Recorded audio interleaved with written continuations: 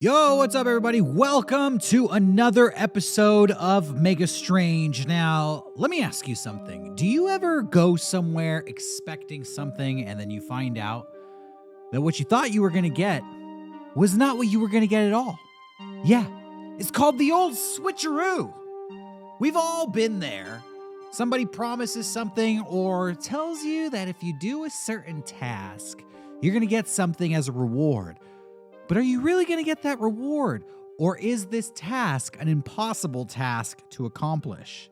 You know, when I was growing up here in San Diego, there was this radio station. The radio station's not around anymore. And they used to have this contest that they did every summer. They did it for 3 years in a row. And it was called Whirl Till You Hurl. You see, here in San Diego, we have this famous theme park that's built right on the beach. It's called Belmont Park. And they have this roller coaster that's like 125 years old. It's called the Giant Dipper. And what they used to do for Whirl Till You Hurl is they would fill every single seat of the roller coaster.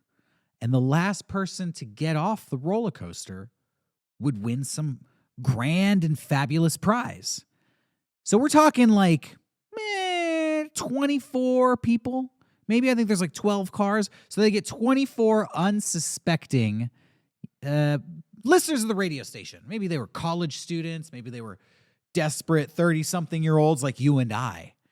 And they would promise them, like $50,000 or a brand new car if you could be the last person riding the roller coaster. But what ended up happening was the roller coaster would just run all day. And at night, when they stopped running the roller coaster, the contestants would have to sleep on the roller coaster, which sucks, as you can imagine. I have trouble sleeping in my own bed at night. I toss and turn with, 3 inches of padding on the mattress and the My Pillow Guy pillow gently under my head. I got a temperature-controlled blanket. I have a temperature-controlled blanket. Yeah, it controls the temperature. I wrap myself up in that thing, and it just, it actually does control the temperature. It's really nice. It cools me down. It keeps me nice and frosty. What I do is I put the temperature-controlled blanket on, and then I layer heavy blankets over it. So it's like this chilling effect, but I'm also warm. It's perfect. My bed is perfect. That's my point. And I still have trouble sleeping in it. So I can only imagine the pain of these contestants who had to sleep on this roller coaster. I mean, this is like hard steel. You probably have like a rivet boring into your brain for the 8 hours that you're sleeping that night. And then they'd wake up in the morning and just continue to ride the roller coaster all day and all evening. And this is summer in San Diego. It's like 100+ degree weather. And slowly, one by one, people would just quit. It was called Whirl Till You Hurl, so some people would barf. They would even bring in like fair food and feed these people the most disgusting food they could, trying to force them into barfing. As a San Diegan, you could visit, you could watch, and as people quit riding the roller coaster and seats would open up, you could ride the roller coaster with the contestants, which was probably just like a bitter way to rub it in their face how terrible their lives were, because I ride the roller coaster once or maybe twice, and it's like, hey, bye, have a good day. And then they continue to ride it for 12 hours, day after day and week after week. The problem that arose is that people would just refuse to get off the roller coaster. The grand prize of $50,000 or a brand new car, it was just too much to pass up. Now, this was in the 90s. This was probably like 1997, 1998, 1999. $50,000 back then. That's probably like $55,000 today. Maybe even 60, maybe even 70 or 75. I don't know. It's a lot of money. It's a lot of money. I mean, I could do a lot of damage with $50,000. I'm sure you could too. So it was just too enticing to pass up. And eventually this always happened. They would offer like the last 3 people a split. And I remember one year when they were offering the free car, they ended up giving away 3 free cars to the last 3 contestants simply because these last 3 tenacious contestants were just pushing it to the limit, taking it to the brinks of sanity, if you will. And I think the radio station just started to take pity on these people. I mean, they would be on this roller coaster for like 3 weeks, like 21 days, living on a roller coaster. And by the way, where do you shit? I don't know. I think they'd give them like 1 bathroom break every 12 hours. It kind of reminds me of this awesome documentary called Hands on a Hard Body, which was kind of the same thing. It was like a radio stunt where a bunch of people would have to put their hand on a truck, and the last person to take their hand off the truck wins the truck. If you haven't seen this documentary, I highly recommend it. You have to check it out. It's fascinating because it starts to play tricks on your mind. You start to develop a little bit of a psychosis. Your life becomes this contest. This is what the contestants would say. You kind of forget who you were before the contest started, because obviously when the contest started, you were excited and you thought you were going to win. But as time goes on, you start to question, like, how did I get here in this situation? And do I really have what it takes to make it to the end? And your psyche just starts to get broken down. You drive yourself a little bit crazy, I think. They ended up having to stop doing Whirl Till You Hurl because, go figure, they were sued by some contestants who were upset that they were forced to be disqualified from the contest. Now, some of these people would have to sacrifice a lot to be contestants in this contest. They would have to, I remember one person like quit their job to do the contest because they thought they were going to win a car. They thought they were going to win $50,000, but then they lost. They were kicked off early. And so not only did you sleep on a roller coaster for 2 weeks and you only got to shit like twice every 24 hours and you probably did barf, but you lost your livelihood. And then you didn't win the grand prize anyways. So it really begs the question of, was it worth it? Now, the reason that they got sued was because one of the contestants, actually a couple of the contestants, now keep in mind, this roller coaster was built like over 100 years ago. I think it's like 125 years old or something crazy like that. It's not the smoothest ride. It's not the safest ride. People would actually break their bones riding on this roller coaster day in and day out. I'm talking like you bruise a rib because you're doing these hard turns. Sorry, I'm not going to recreate. I don't want to bruise a rib while I'm doing this show here today. But you bruise a rib and then you keep riding, and eventually the bruised rib becomes sprained, and eventually the sprained rib becomes cracked, and the cracked rib becomes broken. So people were suffering injuries all for the sake of this radio promotion. And they held the radio responsible, and they sued the radio station. And the radio station said, you know what? We're just not going to do this anymore because it's not worth it to us. So on both sides, the people thought they were going to get something out of this. They expected it to go one way. It didn't go that way. And the radio station expected it to go a certain way too. Oh, this is going to be so great. Oh, this is going to be so funny.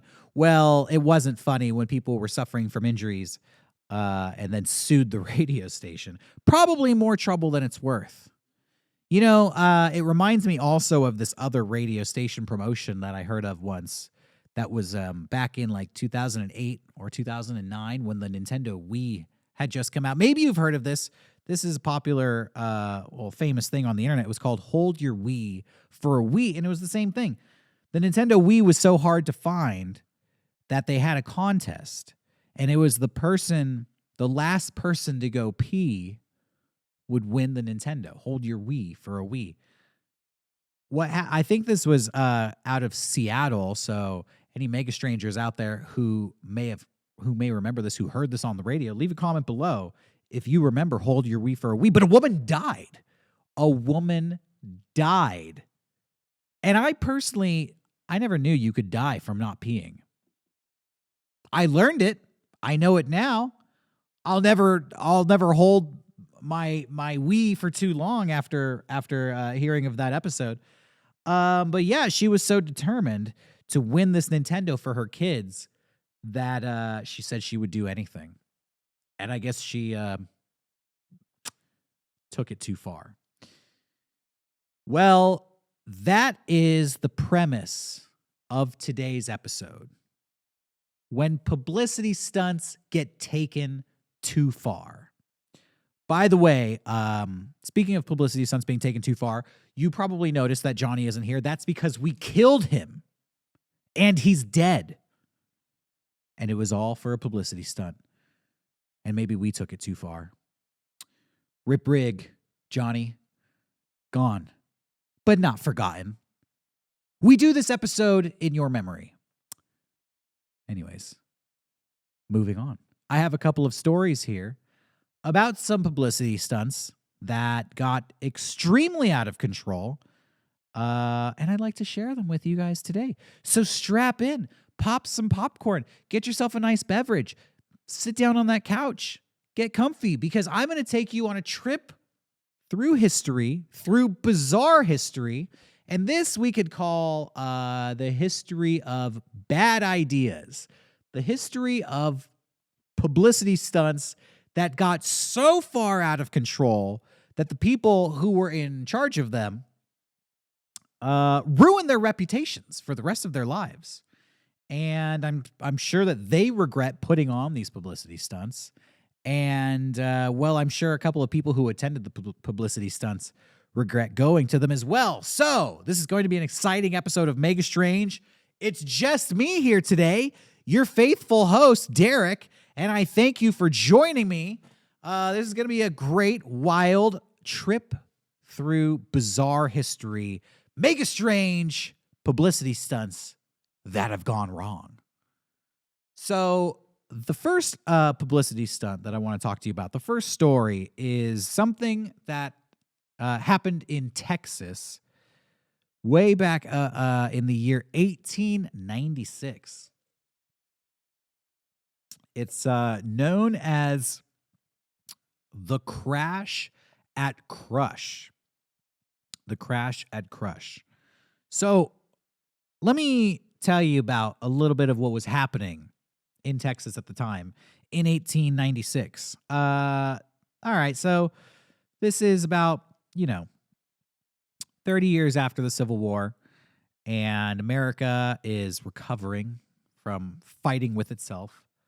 And we are expanding our infrastructure, right? We're not like expanding into the West. That's over. The West has already been won, mostly. Well, I mean, you could debate that. But it's the era of locomotives and railroads. And there was a railroad company called the Missouri, Kansas, Texas Railroad.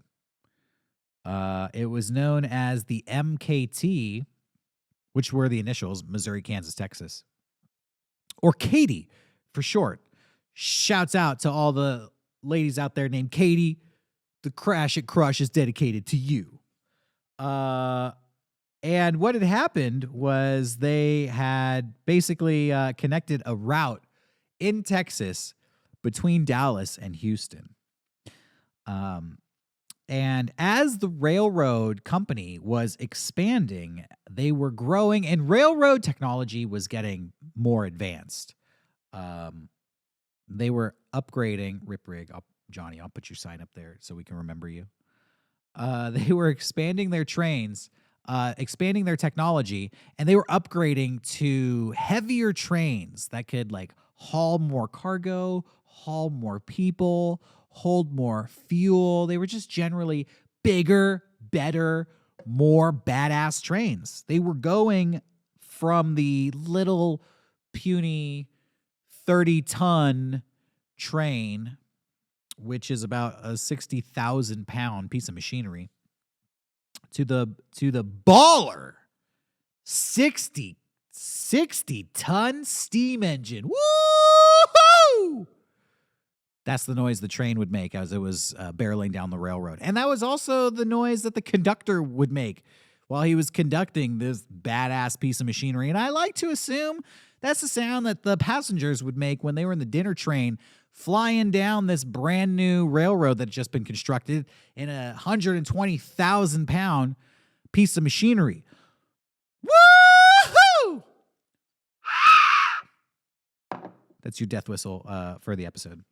So, the Katy Company, good for them, expanding, upgrading to these badass trains, but they had a problem. What do you do with all the leftover 30-ton steam engines that are no longer in operation?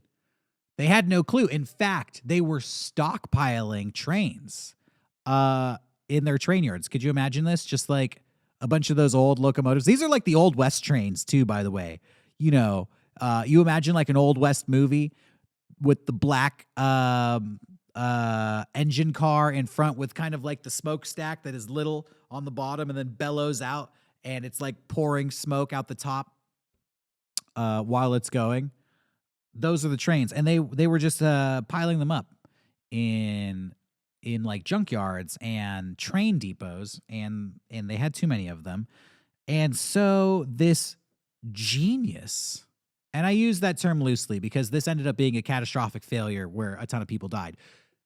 This genius named William Crush proposed a publicity stunt that would make use of all the obsolete Katy trains. What he suggested was that they essentially take two trains and put them facing each other on opposite sides of a railroad, get them going at full speed, and just crash them into each other. And the idea was that this would just be such an incredible spectacle that people from all over would come to see this planned locomotive crash. So that's what he did. He was actually inspired by a similar publicity stunt that had happened in Ohio. And he imagined that it would be super successful. The idea was that the event would be free of charge, but anybody who wanted to come to the location of the crash would have to buy a train ticket to get there. And so they would make a ton of money by just selling tickets to the middle of nowhere so that people could like crash these trains together. This was kind of like an Old West version of Burning Man, right? We're just going to go out to the middle of the desert and we're just going to do like some crazy art installation. And, you know, people are just going to, all the freaks of the day, all the hippies, all the Old West stoners, we're going to come out to the Crash at Crush. So, yeah, they were selling the train tickets, by the way, for $3.50, which today is about the equivalent of $114, which I find interesting. I always find it interesting how far a dollar went back in the day. You know, like miners used to work for like a penny a day or something. And when Coca-Cola was first introduced, it cost a nickel. Now it costs like $5. So yeah, $3.50 was the train ticket, and that was round trip. And you could buy a ticket from anywhere in Texas, and they would take you to this location. What was this location, by the way? It was jack shit. It was literally like just an empty spot in the middle of the desert. What the Katy Company did was they found a patch of land halfway in between Dallas and Houston on this new route they had built, and they dug 2 water wells at this site. Because that's all you need to establish a city in 1896 is a water well and presumably like a water tower with the name of the city on it. You know, like any Old West theme park that you would visit. So they dug 2 water wells at the site, and they were able to get a circus tent provided by the Ringling Brothers Circus. So the Ringling Brothers were there, as well as a grandstand for viewers to watch the spectacle. 3 speaker stands, which is noted here in the history of this event because I guess that's impressive, the fact that they have like platforms for people to talk on. A platform for reporters and 2 telegraph offices because presumably there were going to be so many telegraphs flying in and out of this location that it just couldn't be handled by one. So 2 water towers and 2 telegraph offices. And, of course, a special train depot where they would house these trains that they were planning to destroy. This site was deemed the city of Crush, Texas. And let's not forget that the guy who planned all this thing, his name was William Crush. So, in an infinite display of humility, he named the event and the city after himself. Maybe by the end of this, he would have wished he hadn't have. Maybe he would have wished he named it after his worst enemy because of the the events that unfolded. So, not only did they have all of that, but they also had a midway built where there would be lemonade stands, carnival games, something known as medicine shows, which I'm not quite sure what a medicine show is, but from 1896, I can imagine it's something freaky, like, come over here. Well, look what happens when we give this guy a bunch of morphine. Look, he can't feel anything, and they start like punching him in the face and stuff, and look, we got something here called medicinal marijuana. Welcome to the medicine show, everybody. I don't know if that's really what a medicine show was, but I'm just, I'm just left to speculate here. They also had cigar vendors, and the best part, as if watching two 30-ton trains crash into each other wasn't enough of a spectacle, they also had like sideshow and freak shows and carnival shows. So you could see like a giant man-eating chicken, or who knows, maybe a frozen cadaver of Bigfoot, all kinds of stuff. In fact, more people were interested probably in coming to this midway because a lot of newspapers were advertising the midway as being as saying this feature alone will be worth going to Crush to see. They also erected a 4-mile segment of track that was built alongside the main railroad. This was a safety precaution to ensure that there would not be like a runaway train on the main line after the events. What they did was, for this 4-mile track of railroad, they situated each end on top of a low hill so that the track kind of led into a bowl. So they were really trying to maximize their impact here, which I guess you would want to do if the spectacle is you're going to invite people from all over Texas to see two trains crash into each other. You want to make sure it's worth it. I mean, they're spending like $115 to come see the show. William Crush insisted on restricting the general public to a minimum of 200 yards away from the track for safety, but he allowed members of the press to come forward to 100 yards. So I guess if you have a press badge, if you're a reporter, it's okay for you to die in this event. But if you're not going to report on this, go stand back, save your life. The railroad expected a crowd between 20 and 25,000 people. But what actually happened was twice that amount showed up. 40,000 people showed up to the city of Crush, which at the time was more people than lived in the second largest city in Texas, which meant for one day, the city of Crush was the second biggest city in the state of Texas. There were so many people there that the presumed crash was actually delayed for an hour as they used police to corral the people back to a safe distance. But at about 5 p.m., the two trains were loaded with railroad ties, and they were put into position. Then William Crush, riding around in some sort of vehicle, something called a white Charger. I don't know. That's a car, or they didn't have cars back then, so maybe whatever a white Charger is. He signaled for the start of the main event. This is where things got crazy because the engineers and the crew aboard each train opened the steam up to the prearranged setting, and they rode the track for about 4 turns of the driving wheels just to get the train going.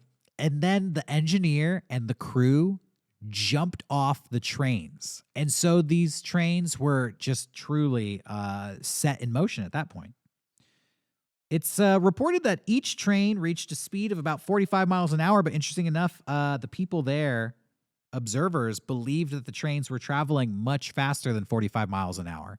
But that would make sense because if one train is coming at 45 miles an hour and this train is coming at 45 miles an hour as well, the closing speed between them is actually 90 miles an hour because you take both and you add it. So if you're looking at both these trains, they look like they're going at each other like 100 miles an hour. And they basically are. Well, the trains collided, and it was a great and glorious spectacle. But shortly after, there was a large explosion as both steam boilers on each of the trains exploded at the same time. A newspaper journalist who was there that day reported what he saw, and he said, "A crash." I'll do this in an old-timey West voice because this is how it was meant to be read. "A crash! A sound of timbers, rent and torn, and then a shower of splinters. There was just a swift instance of silence, and then, as if controlled by a single impulse, both boilers exploded simultaneously, and the air was filled with flying missiles of iron and steel, varying in size from a postage stamp to half of a driving wheel." I'm going to assume that a driving wheel is similar to like a steering wheel on a car, like a modern day steering wheel. So that's pretty hellish, if you ask me. The trains exploded and sent metal shrapnel just going in every direction. And I don't know what's worse, honestly, to be hit from like a piece of metal this size, or, like a tiny, like a little metal stamp that it's like a fucking bullet hitting you. Needless to say, they unleashed hell on the 40,000 people who were in attendance that day.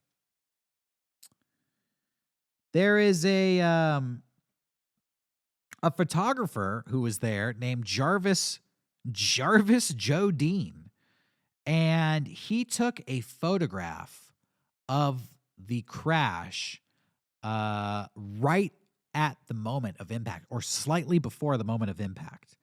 And I'll put the photo up on the screen right now. Immediately after this photo was taken, Jodine was blinded in one eye by a flying bolt.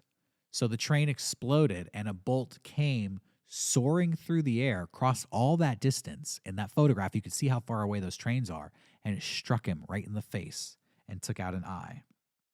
Debris was blown hundreds of feet into the air, and panic quickly broke out amongst the spectators.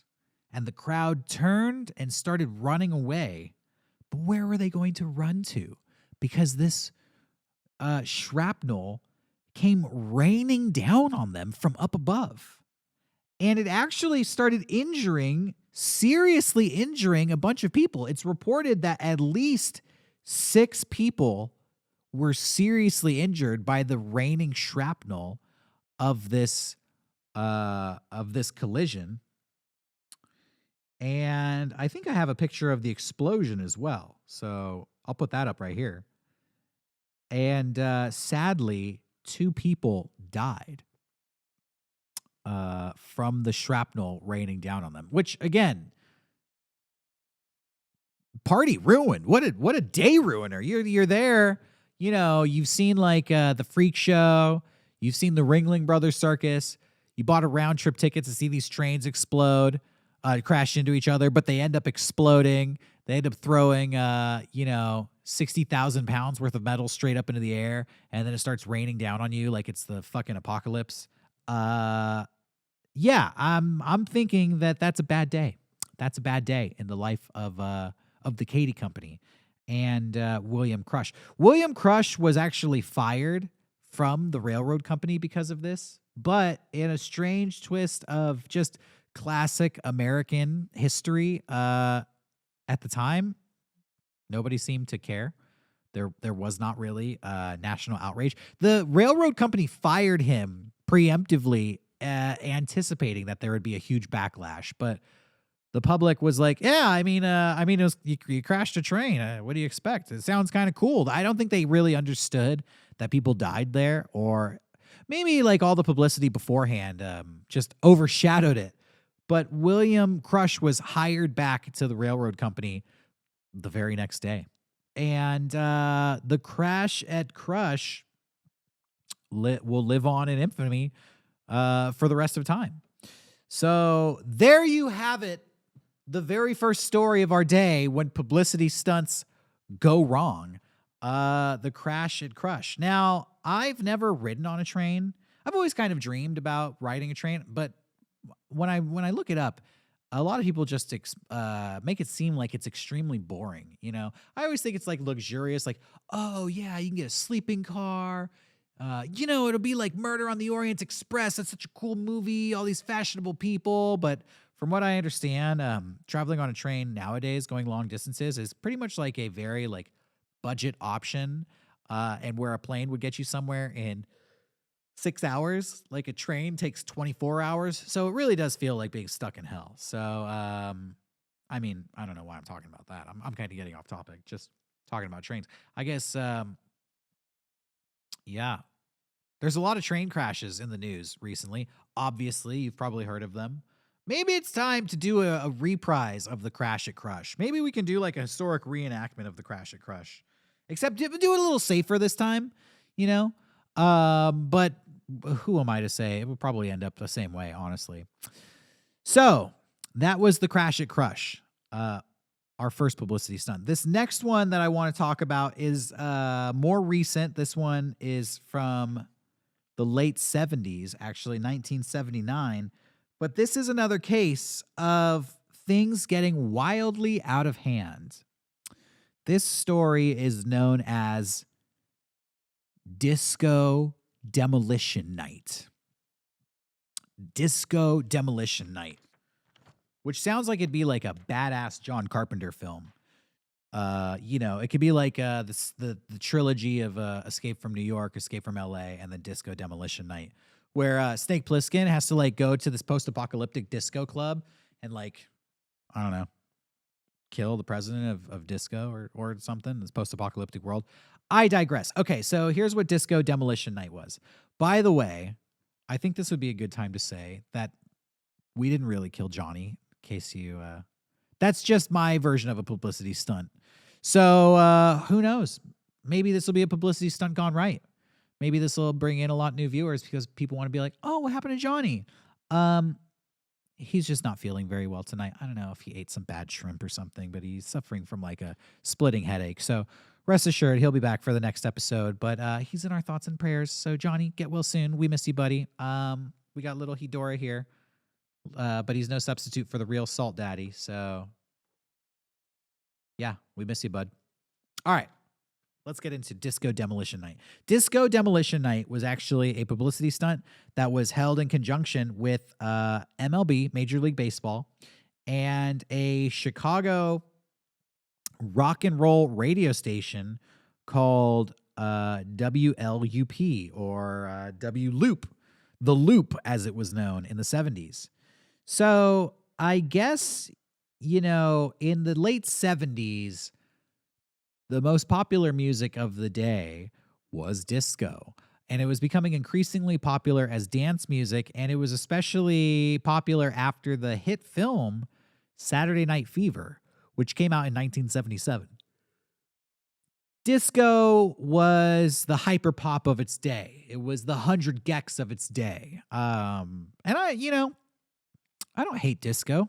I think there's some good disco songs out there. I like... I don't know why, but I like Hot Stuff by Donna Summers. And, people want to talk shit on disco, or at least they did want to talk shit on disco in the day, but disco went on to influence other genres of music. I know that Blue Monday by New Order has that disco beat, that 4 on the floor disco beat. So, it had to influence some rock stars out there. It wasn't all bad. But for whatever reason, not everybody was influenced by disco. Not everybody appreciated it. And in fact, there was a major backlash to the entire genre of disco by the rock and roll community. So, at the same time, in 1977, the White Sox, the Chicago baseball team, they were having a lackluster season, and they were struggling to put butts in seats. And so they wanted to do a publicity stunt to get people to come to the White Sox games because nobody was giving a shit. So they reached out to W Loop, the rock and roll station, and asked them if they wanted to participate in some sort of promotion. Now, the radio station had a DJ, an anti-disco DJ by the name of Steve Dahl. And Steve Dahl was, he had a bit of a chip on his shoulder. He was pissed off because what had happened was in 1978, 1 year earlier, he was working in New York City. No, I'm sorry. He wasn't working in New York City, but there was a radio station in New York City that was a low-rated rock and roll station. Basically, nobody was listening to the station. Nobody cared. It was a very shitty station. So they decided to switch up their format, and they switched to become a disco station. And what happened was they became the most popular radio station in the country. Literally just by switching over to this new fad of disco music. And this led other stations to try to emulate the success of this New York disco station. And so Steve Dahl was working at a radio station in Chicago, and he was actually fired on Christmas Eve, 1978, which, I'll be honest, nobody should be fired on Christmas Eve. Like, it's Christmas Eve. You're supposed to be celebrating and opening gifts the next day, but you're like, I'm out of a job, so I don't know how much, wish I didn't spend so much on these Christmas gifts. It's just cruel. So there was a lot of publicity about Steve losing his job on Christmas Eve, and he was hired at a new radio station, a new rock and roll radio station, and he wanted to keep the publicity going. And so he started this whole anti-disco campaign. So for Mega 64, we have the internet soldiers, right? Every great entertainer out there has a special name for their group of fans. The Insane Clown Posse has the Juggalos, and Lady Gaga has the Little Monsters, and the Aquabats have the Cadets, and Mega 64 has the Internet Soldiers. Well, Steve Dahl started an anti-disco army consisting of his listeners, which he called the Insane Coho Lips. I don't understand the reference. I don't know what the Insane Coho Lips are. If you know what the Insane Coho Lips are, feel free to leave an explanation in the comments below, because I'm sure we would all love to have that one unpacked for us. But the Cohos were organized around a simple and surprisingly powerful idea.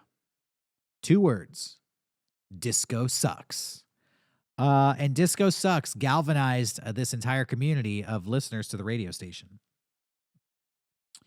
So when the White Sox reached out to the radio station about doing a publicity stunt, Steve suggested that they invite his listeners to bring records that they would like to see destroyed to the baseball game at Comiskey Park. And what they would do is they were going to have 2 baseball games that night. They were going to have a doubleheader. And in between the baseball games, this is a brilliant idea, they were going to load up a box full of these disco records, and then they were going to rig the box with explosives, and they were going to blow up all the disco records. Hence, it was known as Disco Demolition Night. Well, the White Sox, for some reason, agreed to do this. They agreed to essentially plant a bomb in the middle of the baseball field and blow up all these records. How do you think this one's going to turn out? Stick with me and I'll let you know. So they anticipated, because it was a dismal year, they anticipated that about 20,000 people would show up. And to be safe, The owner of the White Sox at the time, a man named Mike Veek, hired a security that could handle 35,000 people, which is 15,000 people more than what was anticipated. Mike Veek was actually the son of Bill Veek, and Bill Veek was the owner, and Mike Veek was in charge of this publicity stunt. He was in charge of promotions. His father was the owner. Bill Veek was in the hospital at the time, getting some tests done on him, but he became concerned that the promotion might, for whatever reason, become a disaster, and so he checked himself out of the hospital to go down to the baseball stadium that night. And when he got there, he almost shit his pants because he saw a bunch of people walking towards the baseball stadium carrying signs that described their feelings towards disco in extremely profane terms. So I'm sure that this guy, when you do a baseball game, it's kind of like a family-friendly event. It's something that you bring the kids out to, you bring the wife out to it. It's kind of like going to a picnic. Baseball games are, I'll be honest, they're a little boring. You just kind of sit there and watch a couple guys throw a ball around, hit a ball around. Suddenly you have Kiss fans, Led Zeppelin fans, AC/DC fans, Black Sabbath fans, all these long-haired freaks walking down with signs that say fuck disco and beyond, right? I'm not going to describe every profane sign, but just take a moment and use your imagination. It's 1979 in Chicago, so I'm sure that they got really creative with their opinions on what they thought about disco. The doubleheader sold out, and at least an extra 20,000 people were outside the ballpark. Some of them leapt over the turnstiles to get into the ballpark. Some of them climbed over the fences to get into the ballpark. 20,000 extra people. Some of them climbed through open windows to sneak into the ballpark. Attendance was officially reported as 47,795 people, but the owner of the White Sox, Bill Veek, has a personal estimation that there was anywhere from 50 to 55,000 people in the park that day. That is straight up music festival status. That is a lot of people. That's like a day at Comic-Con. That's wild. And everybody's just sitting in the stands. Attendees were supposed to deposit their records into a large box. The box was 4 feet by 6 feet by 5 feet. So, this length, width, and height. Not very big. And pretty soon, they were expecting 20,000 people. 2 or 3 times that amount of people showed up. So the box quickly became overflowing with disco records that were going to be exploded. Awesome.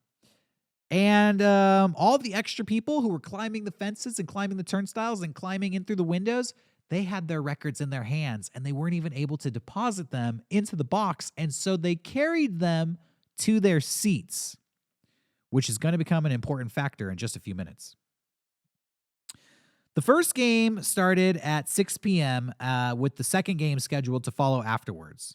There was a model, this woman who went by the name of Lorelei, and she actually worked for the radio station at the time. And the radio station ran television ads starring Lorelei. And so she was like the it girl of Chicago. And everybody knew who Lorelei was. They loved Lorelei. And she actually threw out the first pitch of the game. Now, in my research, it says that Lorelei was very popular in Chicago that summer for her sexually provocative advertisements for the station. I have one of these advertisements here. We might have to mute the sound because it's playing like rock and roll hits from the air, and I don't want to get a copyright claim. But I'll show you a little bit of what Lorelei looked like. She's very much a 70s Babe, which is, I don't know. For me, I watch old 70s movies, so it's kind of nostalgic. Um, just interesting to see Lorelai, who is like the most popular model of the city in that day. So check out this Lorelai commercial. Daniels into the 80s at FM 98. You have a remarkable mouth. We have a remarkable radio station. Okay, so as the game began, Mike, the younger Veek, the person in charge of promotions, he received word about the thousands of people who were trying to sneak into the stadium without any tickets. And he sent the entire security personnel to the gates of the stadium to stop these people from breaking in. I feel like, why don't you sell them tickets, right? Why? I don't know what the logic was, but the consequence of this action was that the field was left unattended by any security guards. And the fans who had taken their records to their seats began throwing the records like frisbees or perhaps, vinyl ninja stars onto the field during the game. Now, the White Sox at the time were playing the Tigers, the Detroit Tigers, and the designated hitter from the Tigers, a guy named Rusty Staub, later recalled that the records would slice through the air and would land in the grass sticking out of the ground. And he urged his teammates to wear batting helmets while playing their positions on the field.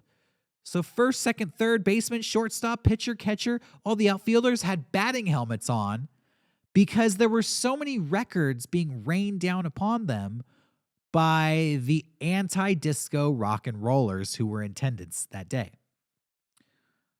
He has a quote that says, "It wasn't just one, it was many. Oh, God Almighty, I've never seen anything so dangerous in my life." I just like the phrase, "Oh, God Almighty," because I think baseball players should use that phrase more often in the modern day.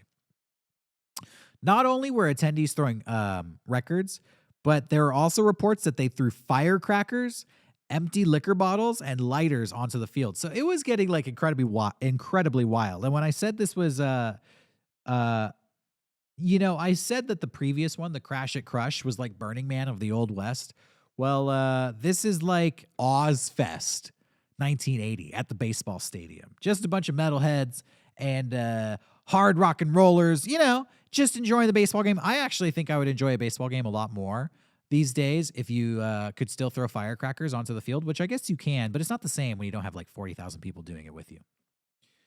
Also, there were dozens of hand-painted banners with slogans such as "Disco sucks" and other profane signs, as we've already discussed, hanging from the ballpark's seating decks. So, quite literally, the fans, the insane Coho Lips, the Coho Army, took over the stadium that day. They completely turned it into their own fortress of rock and roll.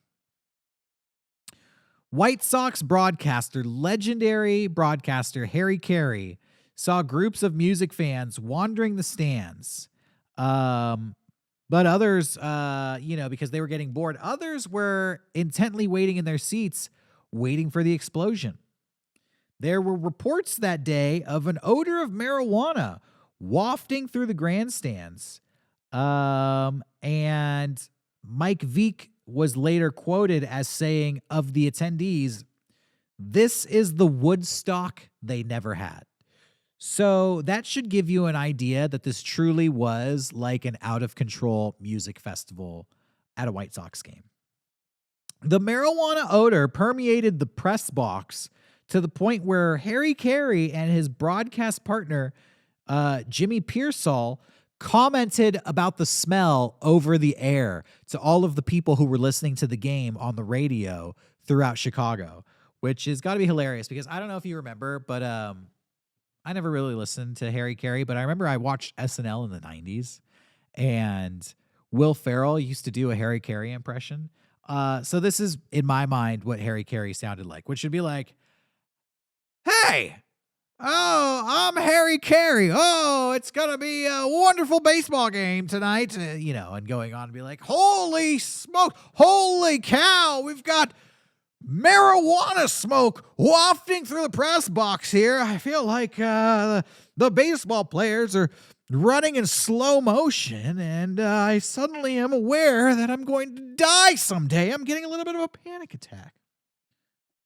This is my headcanon for what Harry Carey reported on the marijuana smell coming through the press box. So it was just wild. The crowd outside the stadium was also throwing records, but they're outside the stadium, so I don't know where they were throwing the records. Probably just like winging them through the parking lot willy-nilly. Like probably was taking off people's heads, doing all kinds of damage. They also gathered records in the parking lot and burned them in large bonfires. So before the explosion was even detonated, people were just setting things on fire in the parking lot surrounding the stadium, and smoke was wafting out of the stadium. It probably did look like a post-apocalyptic wasteland for anybody who was driving by. In fact, the police had to shut down the highway ramps that led to the stadium because there was just so much traffic and so much population there. It was just getting wildly out of control. Spoiler alert, this story ends in a riot, but we'll get to that in a little bit. So the first game ended, and at about 8:40 p.m. that night, Steve Dahl, the radio disc jockey who organized this event, who came up with the idea, was dressed in army fatigues and an army helmet. And he, along with his co-host, a guy whose last name was Meyer, and Lorelei the model, were shuttled onto the field in a military-looking Jeep.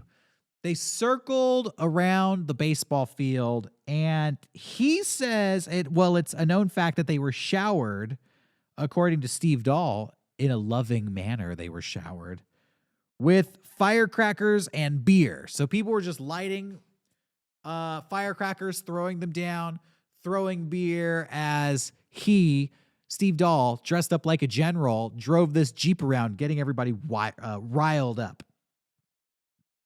He then proceeded to the center field, where the box containing the records had been moved to, and was waiting for him, and it was already rigged with explosives.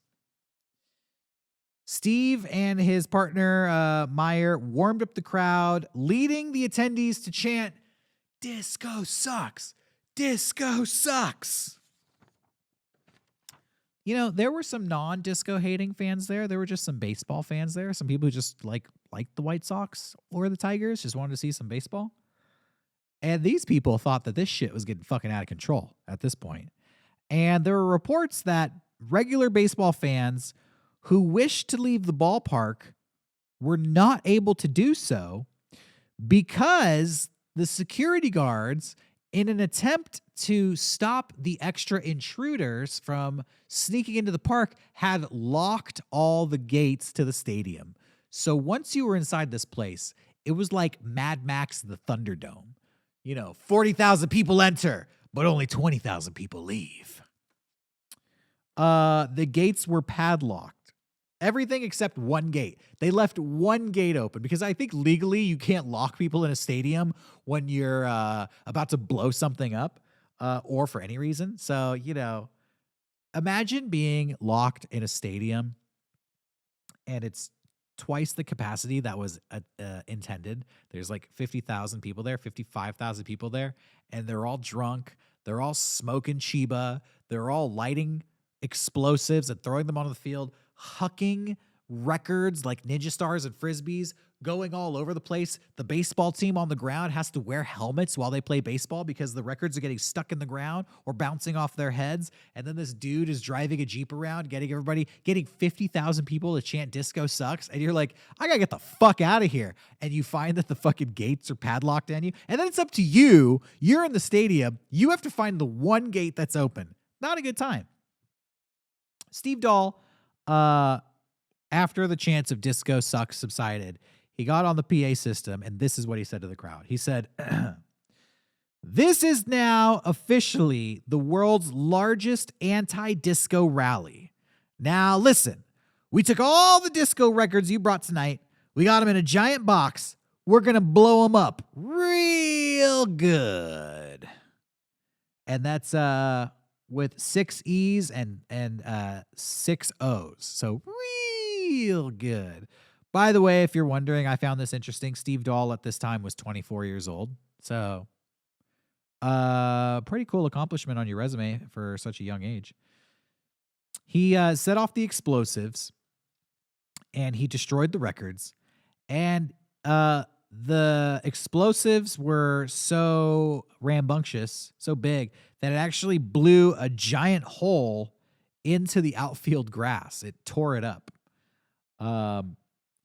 And since most of the security guards were still watching the padlock gates, or probably trying to direct people to the one gate that was still open on the owner's son's orders, there was no one guarding the baseball field.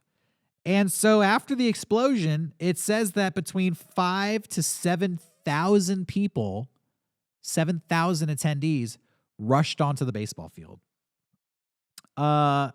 causing the baseball players from the opposing team who were warming up for the next game, because this was a doubleheader, to flee away from the field and barricade themselves inside the clubhouse. These 5,000 attendees started climbing the foul poles while others set records on fire. They started setting bonfires on the baseball field, on the actual field, and still others were just ripping up the grass. The batting cage was destroyed. The bases were pulled out of the ground and they were stolen.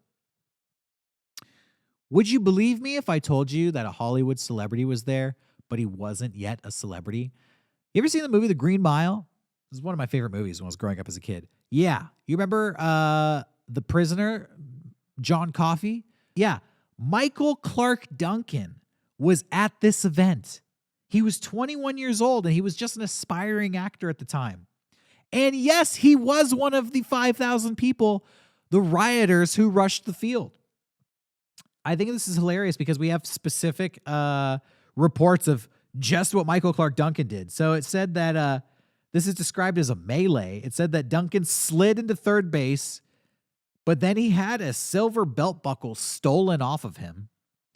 But he went into the dugout and stole a bat from the White Sox and took it home with him as a trophy. Just a little Michael Clark Duncan trivia for you. There you go. Rest in peace, Michael Clark Duncan. Rip Rig. The owner of the White Sox, Bill Veeck, stood with a microphone by home plate and he begged the people to return to the stands as a giant bonfire of records raged behind him. They couldn't get people to go back to the stands. Harry Carey came on the PA system and begged the fans to return to their seats. They didn't go back to their seats. They played the song "Take Me Out to the Ball Game" because in their mind that, would get people hype for the next baseball game, but go figure, it didn't work. If these people think disco sucks, they're probably not going to be moved by "Take Me Out to the Ball Game." Just, I'm going to wager that that's not their favorite song. So at about 9:08, Chicago police arrived wearing riot gear and disrupted the rioters in the most, in what I can assume is just the Chicago fashion, going in there batons blazing and just beating the shit out of these rioters until they went back to their fucking seats to enjoy the next baseball game. The baseball fans who were there, who were locked in and couldn't leave, applauded from the stands as the riot police went in there and took on the 7,000 anti-disco army rock and rollers who were destroying the baseball field.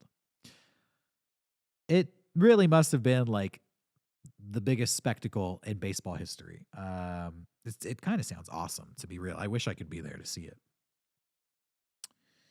The people on the field were finally dispersed, and they hastily ran away from the police, and only 39 people were arrested for disorderly conduct. And it is said that reports differ. So between 0 and 30 people were injured in the riot. The owner, Bill Veeck, wanted the second game to be played once order was restored, but the field was so badly destroyed from the explosion that left a pit in center field, from the bonfires that had burnt up all the grass, from the rioters who had destroyed the batting cage and stolen the bases off the field, that the umpiring crew felt that the field was not playable. And so the White Sox had to forfeit the second game. And in a little piece of Major League Baseball trivia, this unplayed second game remains to this day the last time an American League Baseball game was forfeited. And that is the story of Demolition Disco Night. Disco Demolition Night. Woo! Well, that's it. Those are my stories of when publicity stunts go wrong. What do you think? Have you ever been involved in a publicity stunt that was just super shitty? It didn't have to go wrong. It didn't have to have an explosion or a bonfire. Maybe you just thought you were going to get something cool, something fun, and then you showed up and it just was not what you expected. Or maybe you were involved at a publicity stunt that was catastrophic. Let us know in the chats below, let us know in the comments below, and we will read and review some on our next episode. And if you enjoyed this episode, feel free to share it with somebody who you think would also enjoy it. And also be sure to follow us on Instagram at Mega Strange Podcast. You can follow us on Twitter at Megastrange666. We'll be back next week with some more bizarre stories from this crazy world we live on. Until then, stay strange, everybody.